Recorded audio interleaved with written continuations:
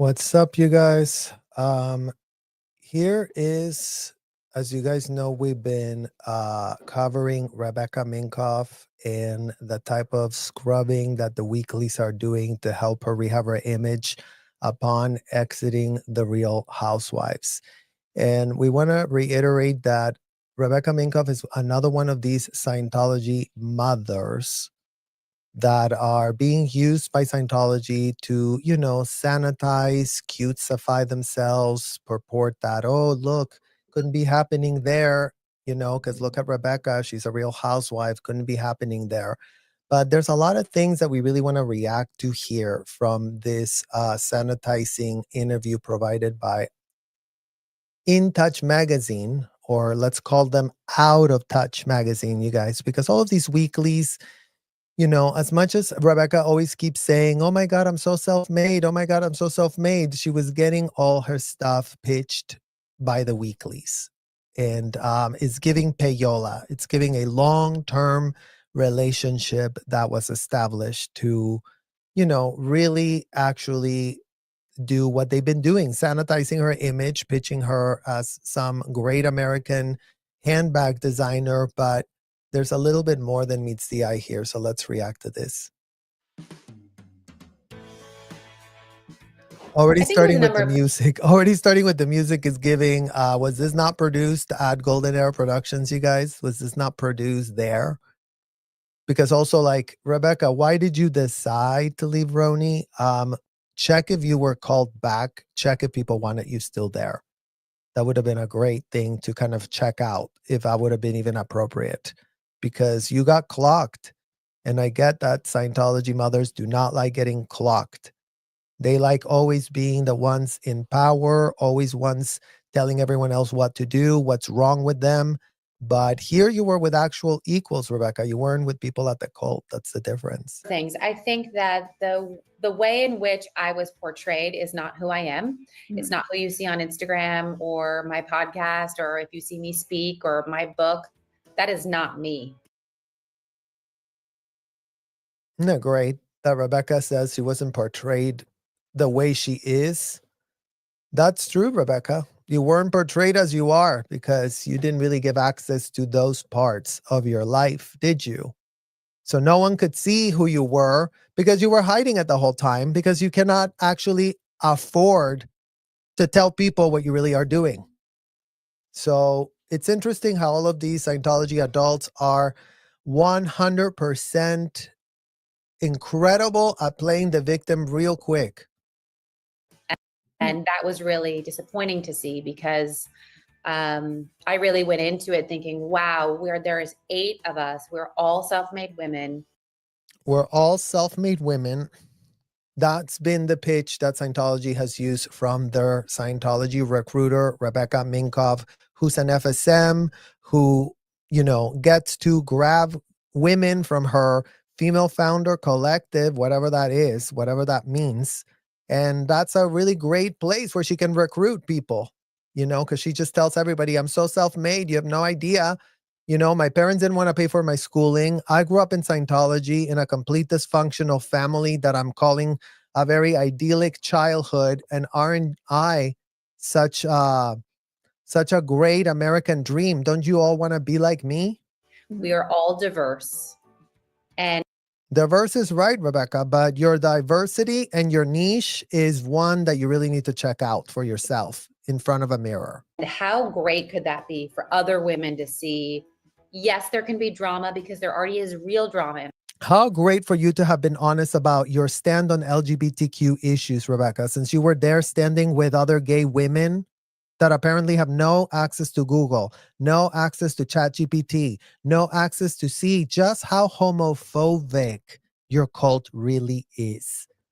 Just how your cult calls kids that are LGBTQ degraded, disgusting one-waners. So that would be great for those LGBTQ moms that you're sitting right next to, to really find out your actual views on that stuff, given that you have none, given the fact that you have decided to outsource your viewpoints to a convicted felon, compliments of your daddy, David Minkoff, your mommy, Sue Minkoff, grooming you to think that would be great for you to believe that even though you did say on the public record that you didn't do any Scientology until you were 18, which is a lie, Becky, because you were doing courses at Flag, as we've told everybody already. You can't help but lie and lie and lie about your Scientology history. But we're going to set the record straight. Don't worry about it. In our lives, and there can be success and fun. And so I just wasn't happy with whatever I was boiled down to. You weren't happy you were boiled down to the facts, Rebecca. You weren't happy that you were literally. So you weren't happy that people started asking you questions about Scientology. And every time that happened, you have no self-awareness to see how much of a robot you sound like. Oh, let me grab my talking point. What did the cult tell me to say? Oh, yeah, it was this one. Oh, yeah, go read a book for yourself. You know, the one from the convicted felon, Dianetics Book 1, New York Times bestseller that says the 7-year-old little girls should be getting kissed by grown men and who gives an F, right? That one. Should people really find out what you're into by reading those books? Because you know what? Be careful what you ask for, Rebecca. If you're really asking people to find out what you're all about by reading L. Ron Hubbard books, I think people would be horrified. And I think you cannot find a crisis management PR team to dig you out of the hole that you're digging yourself into. And I also felt like I wanted to chase a feeling of positivity. And yes.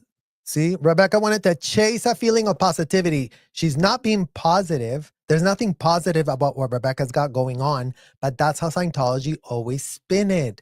Just be positive. Just be uptone. Just be all rah, rah, rah about everything, and everything would be great and everything would be wonderful. That's why you FYI go see. Why is Rebecca so quiet? Because she didn't want to stir any pot. She wanted to go and say, I'm a Rhony, really come to my workshop. I'm really going to, all the female founders that see me out there being so supportive by Bravo, supported by the weeklies, Scientology mom of 4 underage kids in the most vulnerable ages. I mean, literally. When I say that, the work that I do with Female Founder Collective, the fact that we raised $2 million in a week for the Los Angeles Fire Department. The fact that you raised $2 million for the fire department. The fact that you're safe pointing, you mean? The fact that this is your safe pointing? Interesting. Interesting that you're pitching it out there with a full straight face. So if anybody that didn't know why the fire department and the LAPD are compromised, Rebecca Minkoff just told you she helped broker $2 million to the fire department. Compliments of Scientology, compliments of OSA, compliments of her handler, compliments of all the people that she's got in her life doing her shit. That's why she likes her little Scientology. She's got a whole little office of minions that, it's a codependent relationship. Rebecca depends on them and they depend on her. So that's great, Rebecca. Great to know this. Fire Department Foundation.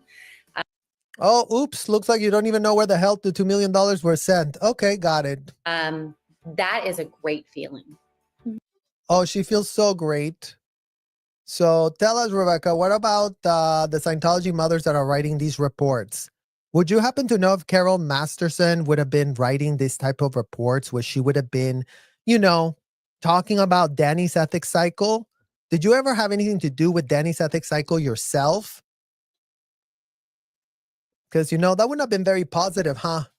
And chasing a feeling of feeling stabbed in the back or mean girls or, again, media twisting my words.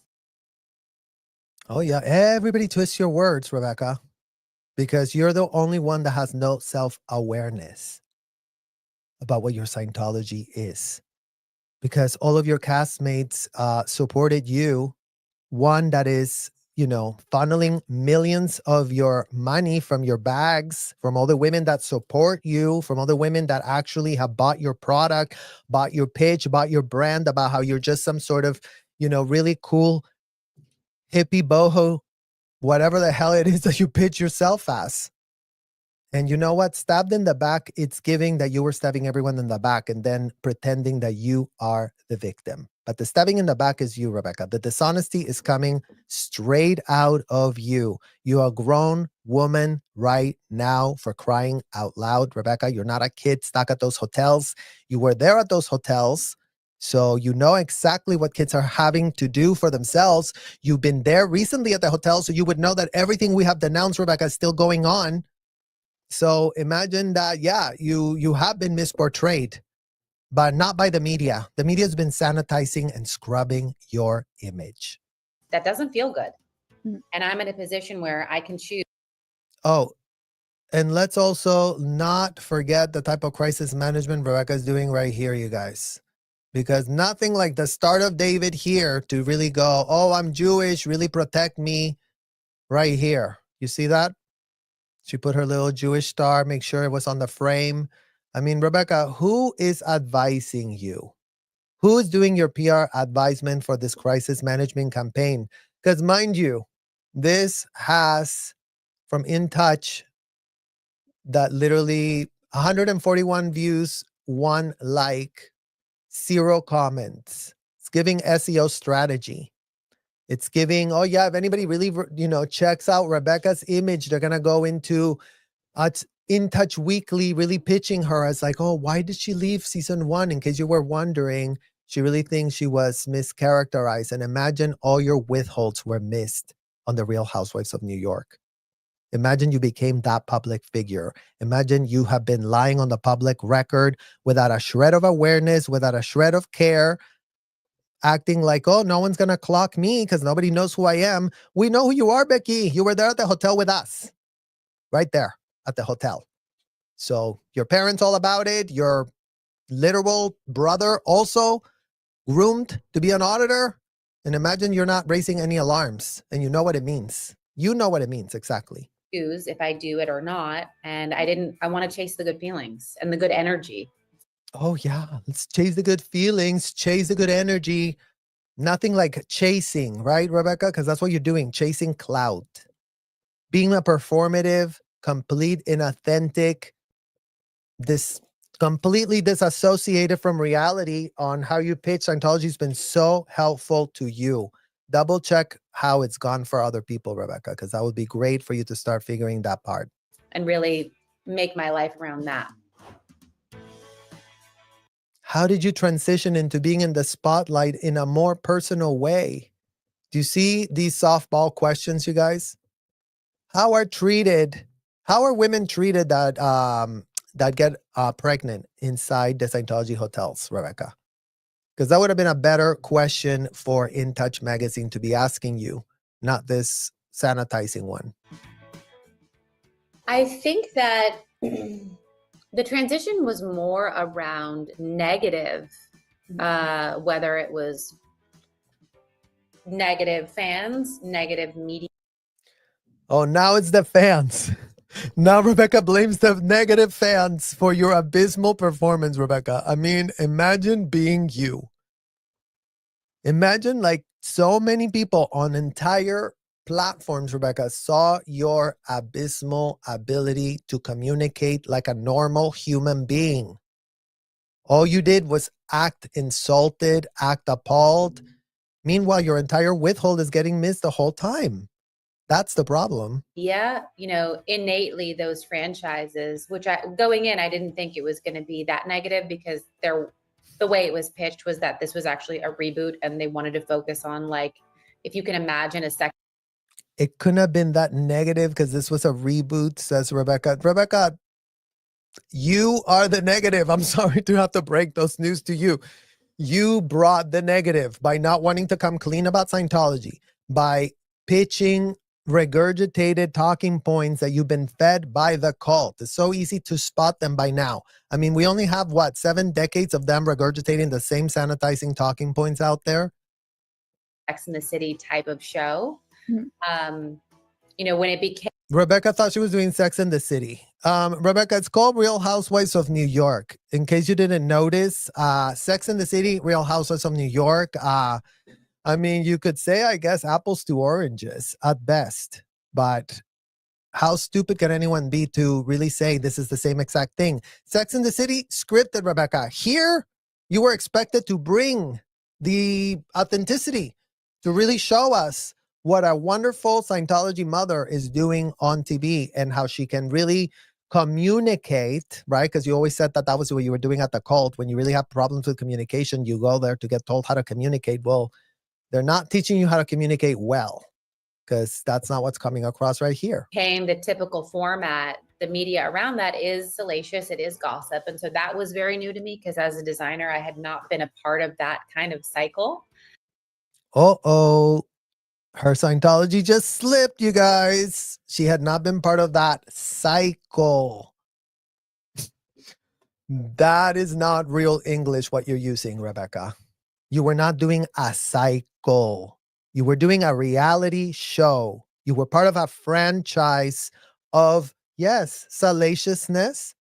Yes, people putting their entire lives on public display as a form of entertainment. There's some women that like that. There's a whole aspect to what you do in that show, how you utilize that franchise, how you interact with other women. But you were being inauthentic AF. And that was literally called out by Bryn in the most respectful, vanilla, literal trap that you fell into, right? Because Bryn said, oh, Rebecca, she sells her stuff at Nordstrom's rack. Imagine you reacted as if that was a dig on you. Imagine you should have been proud. Imagine that shouldn't have frazzled you as much as it did. So that was a bit of a, oh, okay. Oh, okay. Let me put some cookies in my oven. Oh, okay. Let me read the report that this Scientology mom wrote about knowing all the things that are going on with their kids. You see what I mean, you guys? They just literally play Susie the homemaker faster than anyone's heads can spin. Oh, I'm going to come across very uptone. I'm all the positivity, guys. I just don't want to be on Real Housewives anymore because of the positivity issue. If we were all just uptone. And then obviously people have many opinions once you've opened yourself up about your looks. Bingo, Rebecca. People have many opinions when you open yourself up to become a full public figure of the stature of being a real housewife. Whether you talk or not, if you're boring or not. And so you were not boring. You were calculated. You couldn't afford to be showing people your personality, showing people what you were doing. Because what, Rebecca? What are you really going to show them about Scientology? You're going to show them a child being audited? Do you have any videos of that by chance that you can show them to really say, oh my God, look, Search is crazy. Look at this video of my child getting audited. Isn't that great and wonderful? I dare you, Rebecca, to show that to these girls and see if any of them don't start immediately projectile vomiting. Anybody that watches that and is not doing that, really double check what in the literal living hell. But that would be very easy to put down all these points that we're bringing up, you guys. Because again, for the people that go, oh yeah, but they're all called poor things. They need to be cradled and canoodled because they don't know any better. Well, you know what? They're making choices and they are adults in adult bodies. So that was just a very wild thing to just have complete strangers on the internet, say whatever they think about you. But it's so wild that, your entire OSA operation arm of Scientology, Rebecca, that's exactly what you're saying here. You have no idea about. Imagine how many trolls do we have that have infested our channels with complete and utter OSA talking division points, how to get under people's skin, how to make people react, how to soil everything, Rebecca. That's the type of ops your literal cult runs. So nice of you to try to pretend that you're so innocent and so appalled and so shocked and you didn't know anything. And you're little Miss Sunshine here, apparently. But I will say, there's a woman I interviewed on my podcast.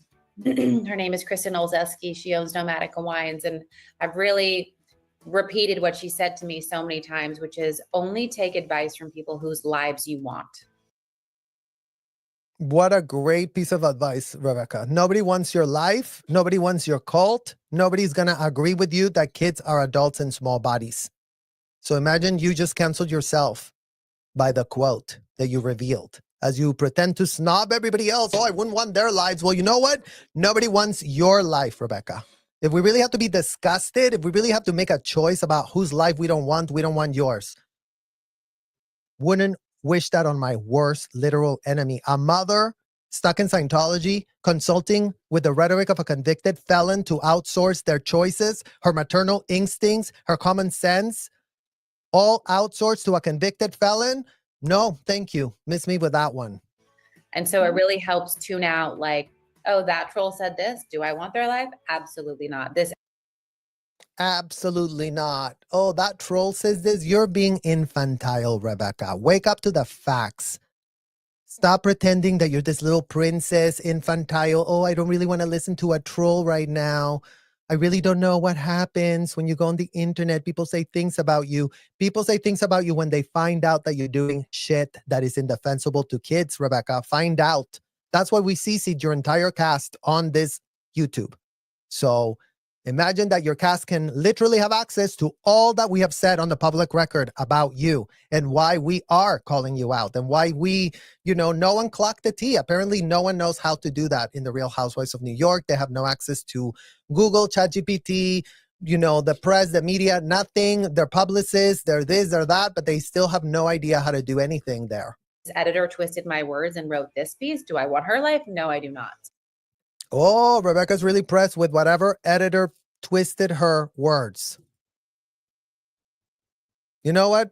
We are also very pissed at the editors, Rebecca. Actually, come to find out, we're very, very pissed for a different reason. Because they've been sanitizing your image, the editors.